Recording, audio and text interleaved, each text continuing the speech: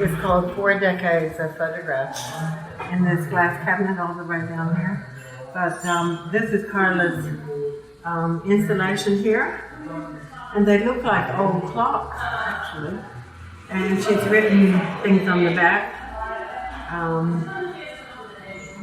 Ceaseless and limitless, unbounded, everlasting, and non-stop. Continual, unending, relentless, and it all has to do with time.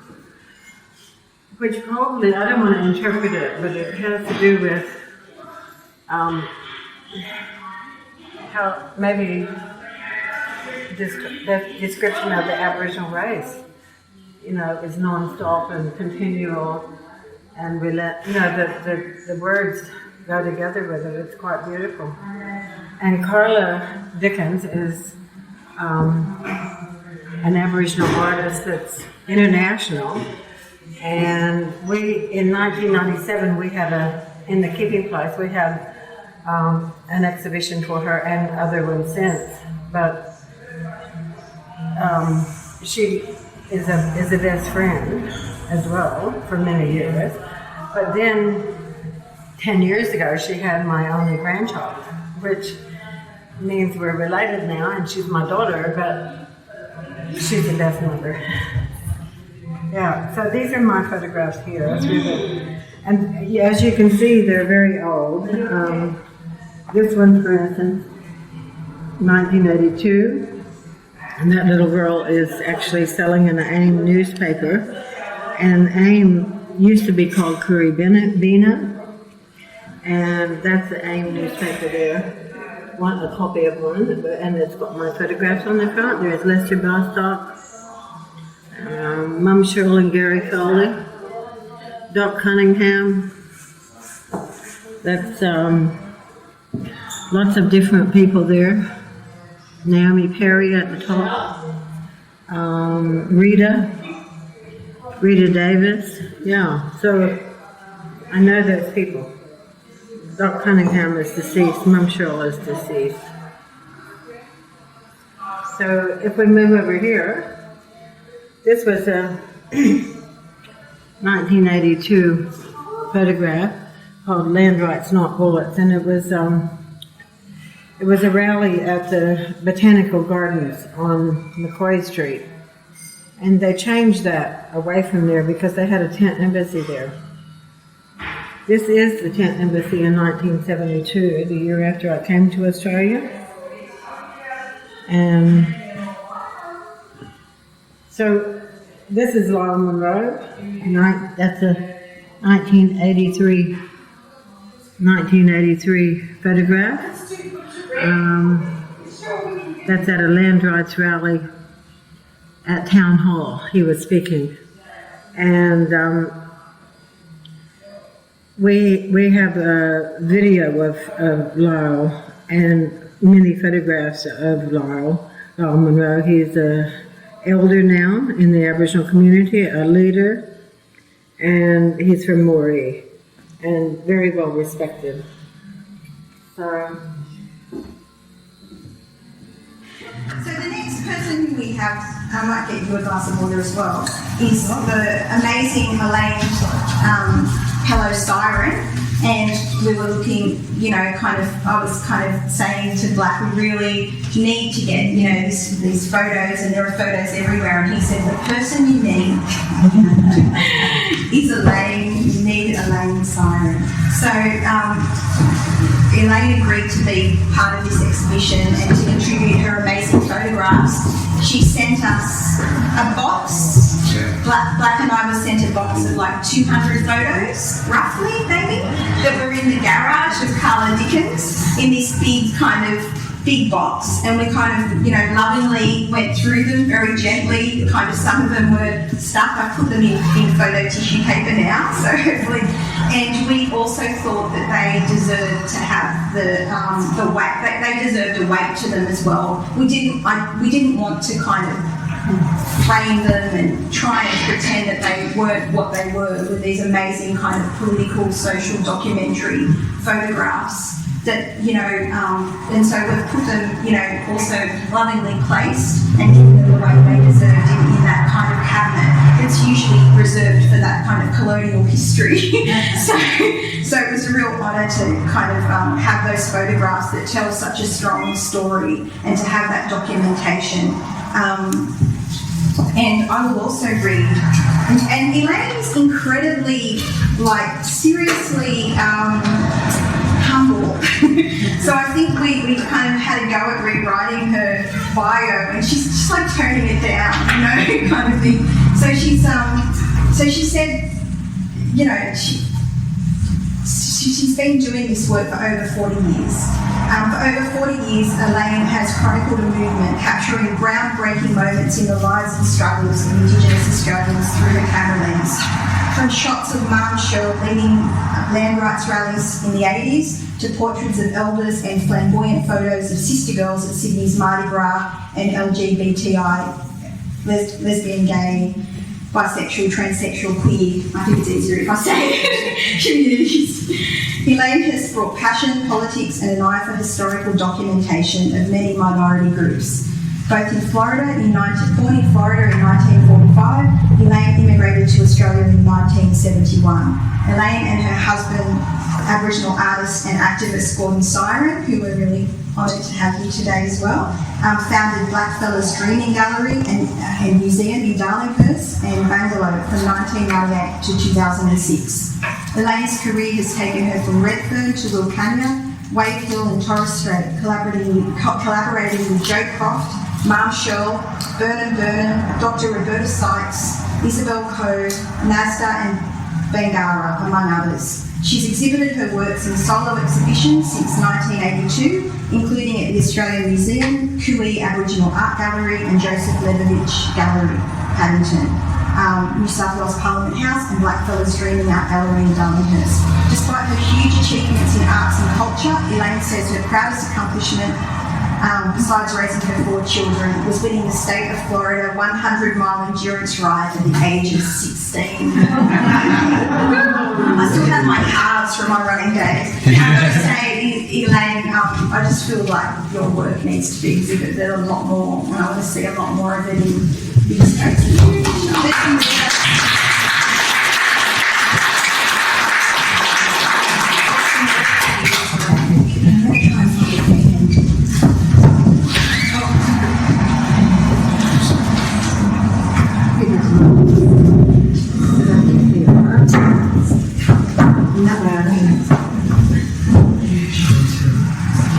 I'd like to pay my respects to the elders in this room, and present and past, and in particular to anyone that is from this area that might be an elder as well.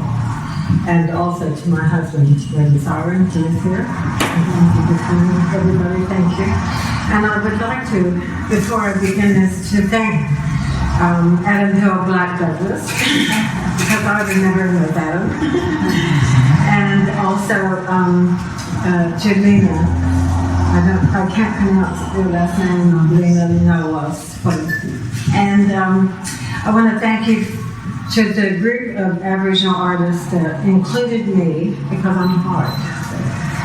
And because it's a real honor if a group of Aboriginal artists select maybe just one person even that's inspired like me to join them. And I feel really proud that they appreciate the documentation that I did have trouble at times to take those photos with not so good cameras, but just the best that I could do. So I want to start out saying that I grew up in a tiny little town in Florida called Manatee, and the Manatee means dugong here, Manatee River. We had Jacques Cousteau come down our river and make a special about the dugongs in our river, but they really are manatees because that's a Native American name for the dugongs. So it was a really special river to me, and I lived near it, Nahlous. And I grew up on a little farm. So the farm bordered onto a swamp. So I had alligators in my backyard sometimes. And I'm 70 years old this past year. And so I've been gone from America a long time. And I think one of the reasons why I stayed here even was that I got caught up in the movement of the Aboriginal protest movement. And Aboriginal people here did not have rights, but we had at home even. You have to understand in America that we have the multicultural mix that you have here. But we had slavery so in everybody's minds. It had my grandfather, but also the Indian wars, the Native American wars. So when I grew up, I would say graduated from high school in 1963, which is long before these curators were born. I think is that I grew up on Martin Luther King's, but even people before them, and the Black Panther movement, and even Nelson Mandela in South Africa, and it was like, wow, this is a social change, a movement that's happening. When I came to Australia, I came here as a high school teacher, and I was an English high school teacher, and they said, oh, you have to teach history too, but I had never taught history before or even studied it much, and I certainly had never studied art or photography. And I think that my dad was a photographer in the First World War, the end of it, and then also he was in the Second World War. And I did develop photographs in his attic, in our attic, with him, because he was very excited that we could do black and white and actually see them straight away, because he had glass plates when he first started out in 1917 and 1918 at the end of the First World War. So it's a long story that he inspired me, to go into photography, but somehow it was more just family shots, what I would have done with my children. So I came here with 2 children, and thinking I was going to go back in 2 years, and I never went back. I just stayed. But part of that reason really was that I got caught up in a movement that was creating social change. I saw Aboriginal people determined, achieving, sitting behind typewriters and doing things when the newspapers only showed alcoholics, Aboriginal people on welfare, the missions, that sort of thing. So it made me angry. And it made me angry that history was left out totally, in a lot of ways. And when some of my students in high school invited me to a protest in front of Parliament House, and this was in the 70s, I didn't even take my camera. I thought there'd be so many TV cameras there. And photographers, I didn't see a single person taking photographs. And I was so shocked. I walked away while it was going on, went home on the bus because I didn't have a car and I didn't really know how to take cabs off because I only took the bus everywhere. And grabbed my little camera, which wasn't, crash hard at all. And when I came back, everybody was walking away, so it was too late. And I found out where the Aboriginal Legal Service was, and I found out where the medical service was in Richmond, and I really just started hanging around and saying, all right, what do you guys do? Can I come Isabel Coe and Jenny Monroe had started the Aboriginal Children's Service. There was this huge room of a factory that somebody gave them to use. It had all mattresses in it, and it was dirty. It was the most disgusting.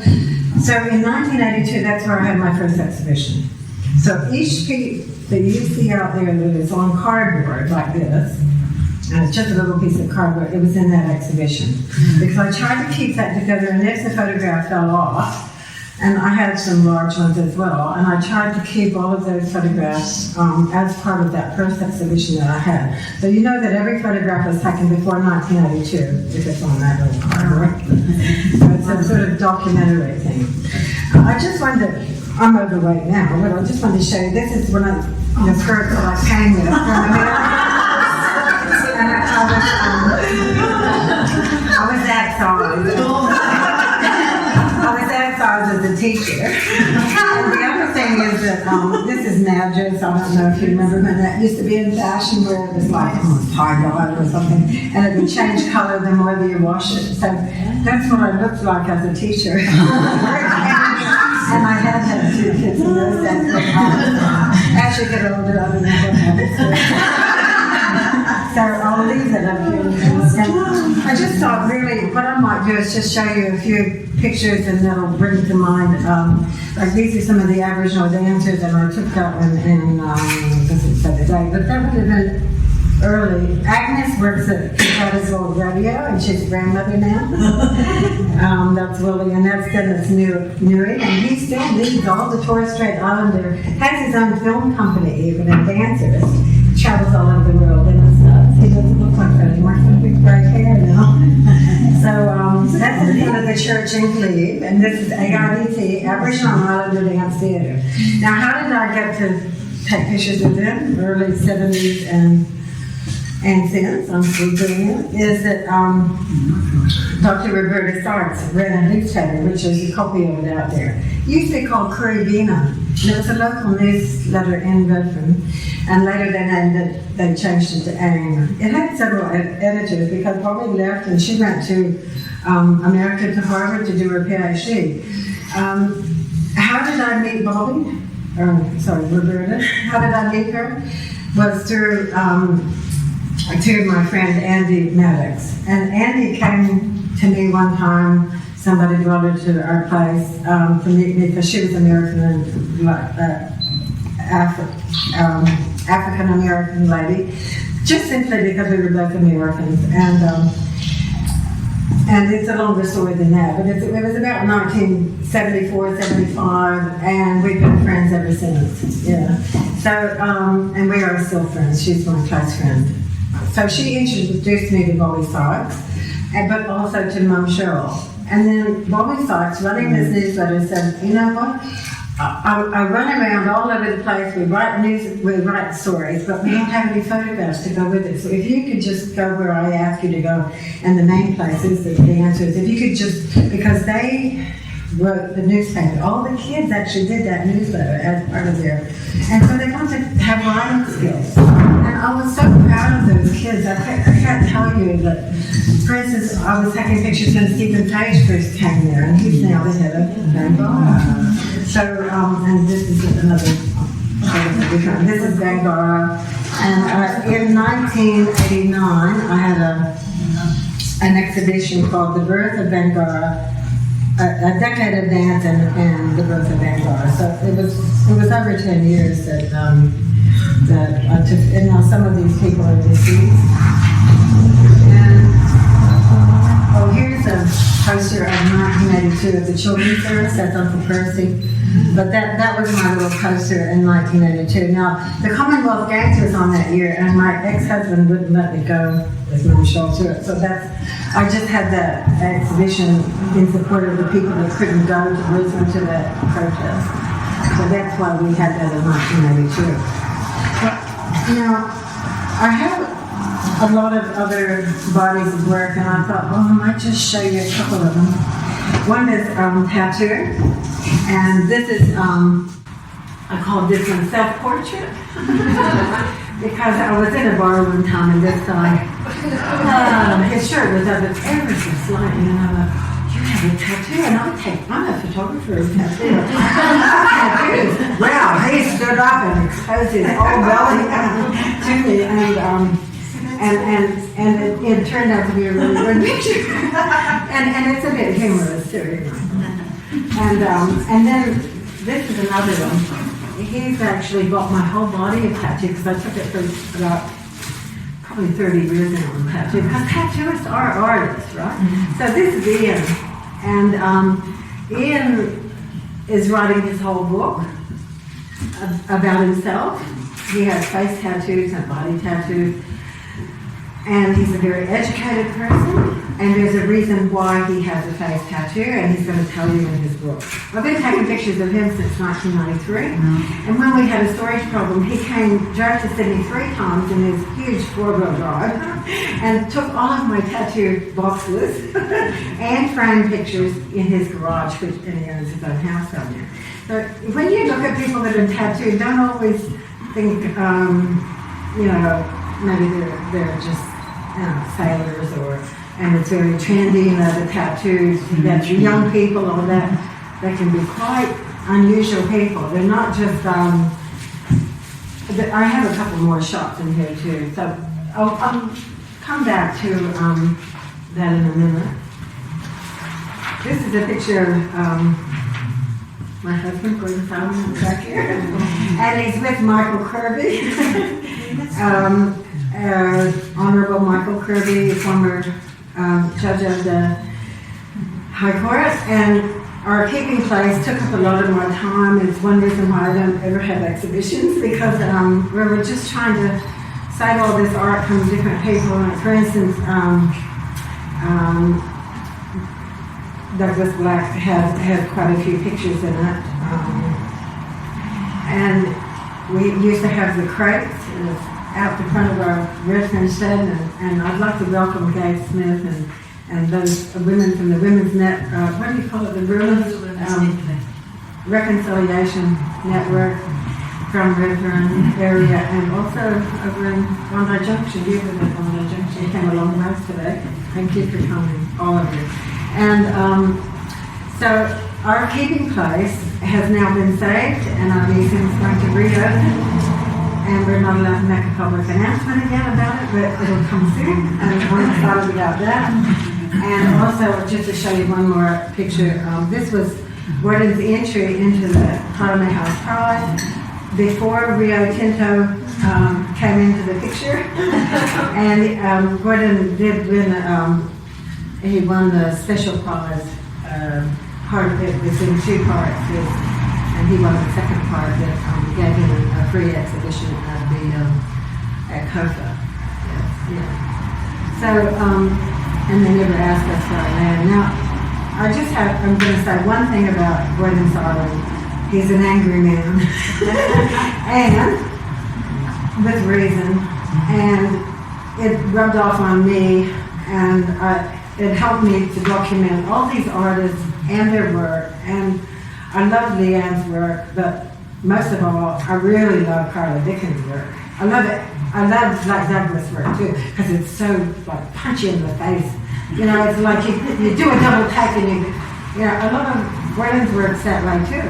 And this what you want in art, and I'm not putting down landscape artists or photography or any, is to make a difference, to be part of history, to make, when people look at a painting or they look at a photograph, is to make them do a double take. Oh, I can't just walk by that. I have to look at it twice. What does it mean? And can it create social change? Because to me, the art that we did collect mainly was creating social change. So I might just leave these up here to look at. This is a photograph of Andy Maddox when she was skinny. And she's teaching a class, and you can see on the board it says Black Cross. And that's Stephen Page there sitting here. And that was his first year, at AIBT. And of course he's been on the head of Bangor. I'm really proud of this, that he's held that troop together. It's an international troop now. And I think the last one that I'll just show you, and I'll try to finish up, is Money of the Myth. And this is one of Mum Cheryl's children that she raised up because they were orphaned. And there's a long story about that. And they were just beautiful children. You want to take them home with you almost, especially if you know they're orphans. And I was fortunate enough to get close to them and photograph them and appreciate all the stories that they told us. You know, stories that just broke your heart, how their mother left them somewhere and didn't come back for 2 weeks and they were embarrassed, or I didn't know how to explain it. And then there was a reason why the mother didn't come back. But it wasn't always the mother's fault that she didn't come back. Something happened to her, or, you know, so it's too difficult sometimes to almost immerse yourself in a social history that much, where all of a sudden your best friends are Aboriginal people and tattooists. Or the strip shows in King's Cross where I had 2 photographic labs on the main street, and that was the show that I had at Joseph Leatherbeck Gallery, was on King's Cross itself. It's a meeting place, King's Cross. It was a meeting place for Aboriginal people in the past, as Redfern was. And King's Cross was a very special place where a lot of artists came. And I lived there. And before I had my photographic labs, I worked as a masseuse after I resigned as a teacher. I wanted to be a photographer. I couldn't make money, so I became a masseuse. $20 an hour. I only made 10 for each one, but I worked in King's Cross as a masseuse, and it was hard work. And it even damaged my arms to an extent. And then the last thing I would say too is that I have 4 children, and they're all gay and lesbian. I'm very proud of all of them, and I really believe that my body of work in the gay and lesbian community. This is my 30th year. I'm going to shoot the parade next month on March the 5th, and I'm really proud of that body of work because it's not just a parade. It's all the meetings in the Quaker House, or all the protests to have equality rights. And I think my children influenced me to go out and continue taking photographs even though we didn't have much money at times, and to be involved in minority groups, not just the tattooist or my main body of work, which was the Aboriginal and activism and portraits, but also, for instance, the Holocaust survivors, which were still there when, the end of the world was 45, and that's the year I was born. So when I came here in 71, a lot of Holocaust survivors were here in Australia, and I tried to find them and photograph them. And then later I became involved in the Russian Jewish arrival from Russia of Jewish people. So I met the boats, I even helped get jobs a little bit, and I became involved in that in the 90s, about 93.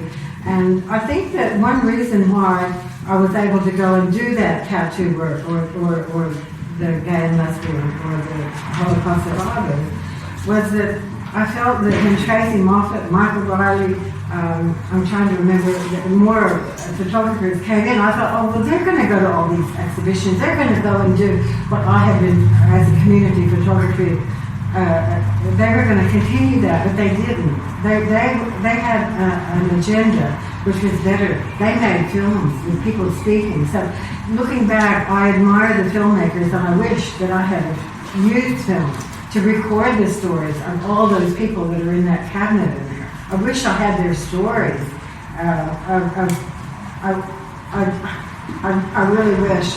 And at times I did carry around a little cassette, and I thought a lot of little cassettes that need to be transferred onto DVD.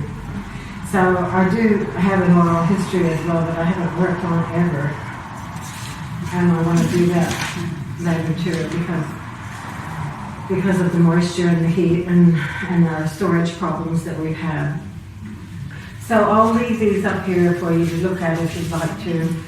This is another poster made in 1984, but I think I took that shot in 1980.